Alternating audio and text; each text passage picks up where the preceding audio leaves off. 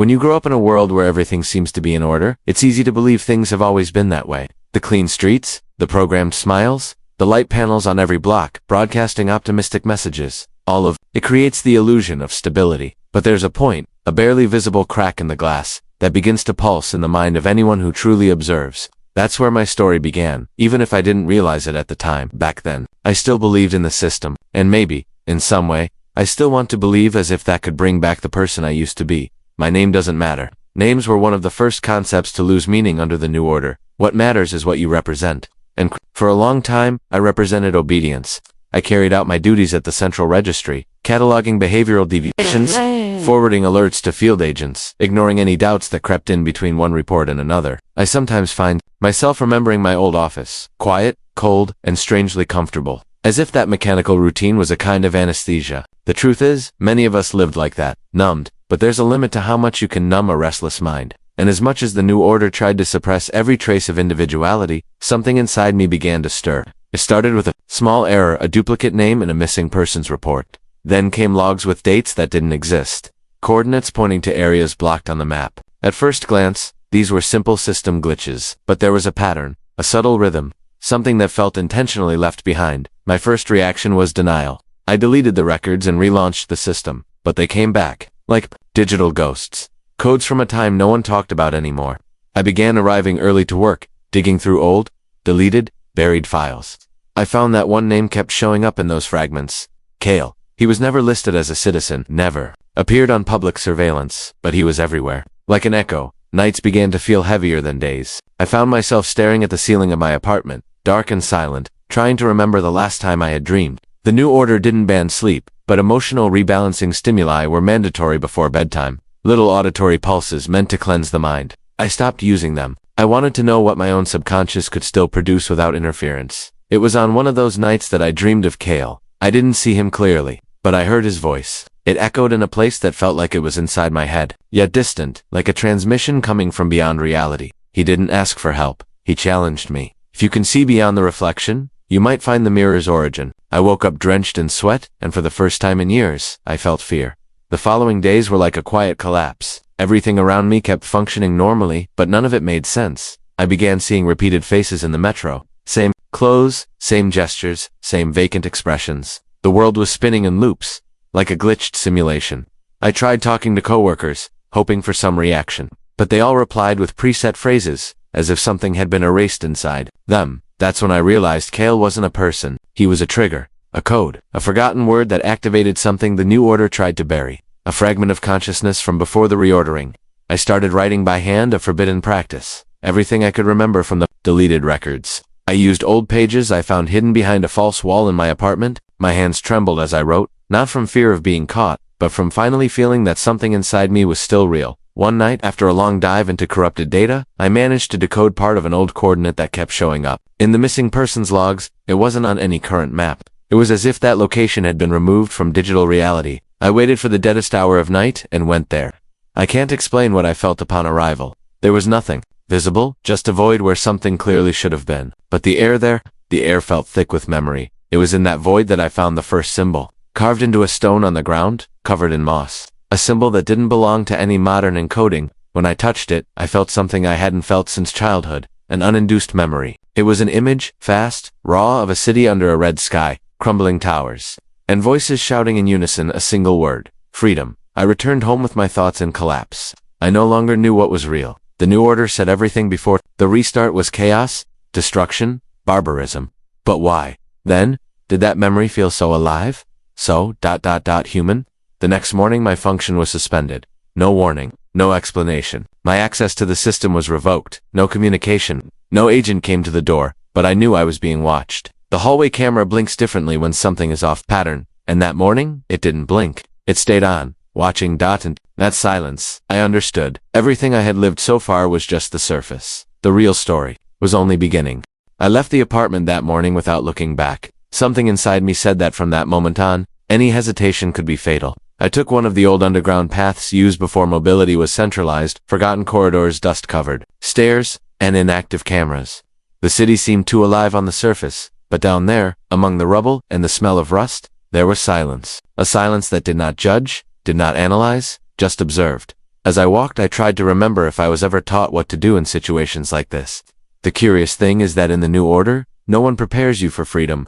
They train you for functions, for hierarchies, to think within what is allowed. But what do you do when everything you were given as truth begins to crumble? I felt like I was crossing an invisible border, a point of no return. That symbol I found on the ground, it never left my mind for a second. There was something primitive, and at the same time, advanced about it. It was not language, but it carried meaning. It was not sound, but it vibrated inside my chest. I kept following the fragments I had decoded from the old files. The coordinates led to a point on the edge of the gray zone, an area that, officially, was under permanent reconstruction. In practice, it meant total abandonment. Getting there was not easy. The Order's maps do not show paths to the gray zone, and any movement near the perimeter is recorded by scanning drones. But there were legends, whispered stories in the alleys. Among those who had lost everything, they said old drainage canals connected the current city to structures from the old world. That's how I entered. The smell was unbearable. Stagnant water, organic matter, deteriorated concrete. But there was something beyond that, a presence. I cannot explain it precisely, but it seemed that space itself reacted to my passage, as if every step triggered memories asleep in that place. After hours crawling, I climbed through a narrow opening and reached what seemed to be an old control station, broken screens, exposed cables, and panels that no longer worked. In the center of the room, I found a metal table covered with papers. Real, physical, handwritten. My eyes took a while to understand what they saw. It was like touching remnants of a forgotten civilization. There, among disconnected notes and hastily scribbled maps, was a name, Kale. Next to it, a symbol identical to the one I found on the ground at the previous coordinate. But this time, there was more. A kind of diagram, like a mental map, with words linked by lines. Reflection, noise, nonlinear memory, identity vortex.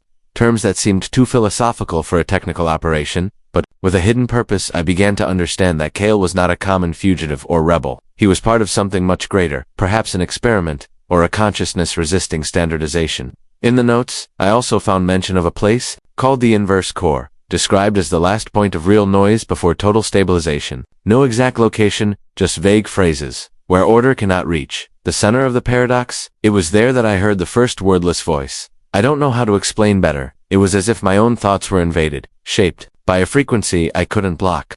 The words formed inside me. Waking is painful, but pretending to sleep is the end. I turned instinctively. There was no one there. But the air. It was heavy, dense, as if full of meanings. On the wall, something was carved with a knife. Don't trust the light. The phrase hit me like a punch. The New Order always exalted the light. The screens, the drones, the announcements, everything was made to keep citizens under constant luminous exposure. They said it was to ensure safety, sanity, balance.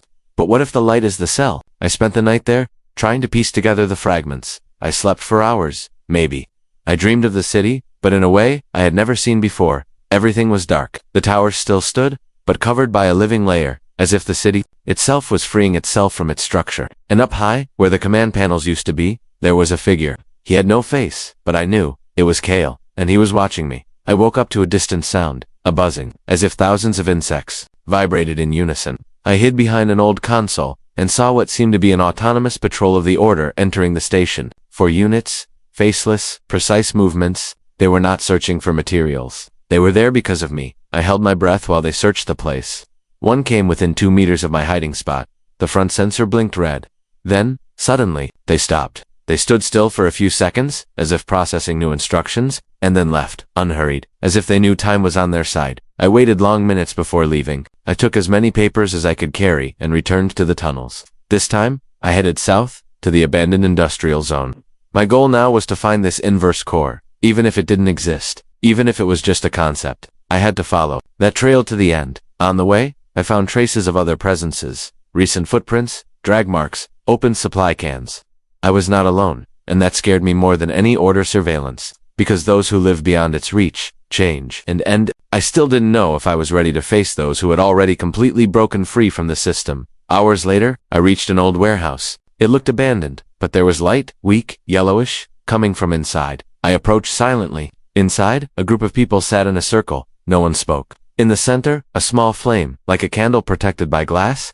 The sight was surreal. They seemed calm, but their eyes, the eyes of those who have seen too much. I was noticed. A woman stood up, stared at me for a long moment, and gestured for me to approach. I hesitated. I didn't know if it was safe, but my body moved before my mind decided. I entered. No one asked my name. No one questioned my origin. They only offered me a place in the circle. I sat down, and for a while, just listened. Low voices, fragments of memories, sensations narrated as if they were dreams. They spoke of a past time, when choices had weight, when making mistakes was possible, a time when existing was not a function, but an experience. There, among silent strangers, and a fragile flame, I realized something that completely disarmed me. I was not the first, and perhaps, I would not be the last. I left that circle with the weight of words hammering in my mind.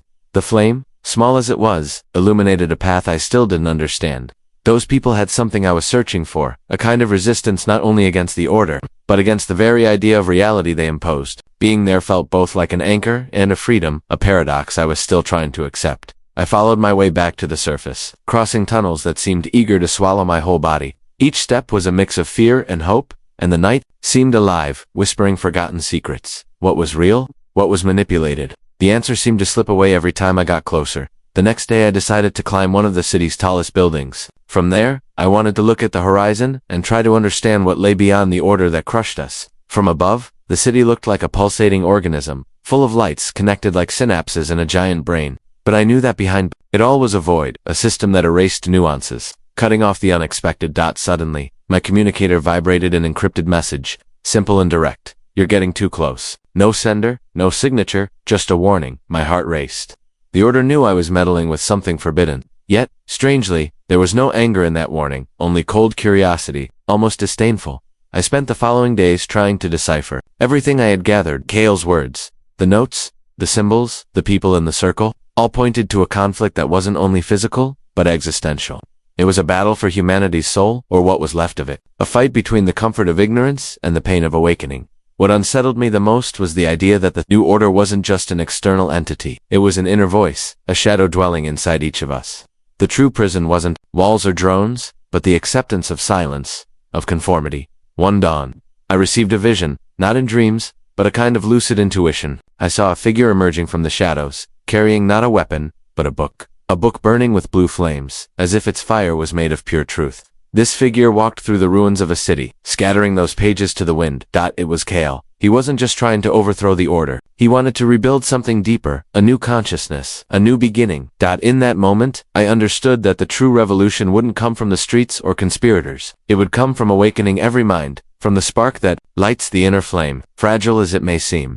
And that's when everything changed. I felt a heat growing in my chest, like something was about to explode. An energy breaking through the barriers of fear, doubt, and exhaustion. A feeling that I wasn't alone, that the fight wasn't in vain. Then, looking at the sky, I saw something impossible. An intense light slicing through the darkness, an artificial aurora painting the horizon with colors no human eye should see. Was it a sign, a warning, or the dawn of a new era? The air vibrated, the ground trembled, and in that moment, I knew everything I believed about reality was about to be undone. World, as we knew it, was no longer the same. And the new order. Perhaps it was only the first chapter of a much larger story, written in the shadows between what is seen and what is hidden. Deep down, I knew awakening is painful, but staying asleep would be the true death. And then, in the silence that followed, I heard a single word echo inside me, cold and definitive: awake.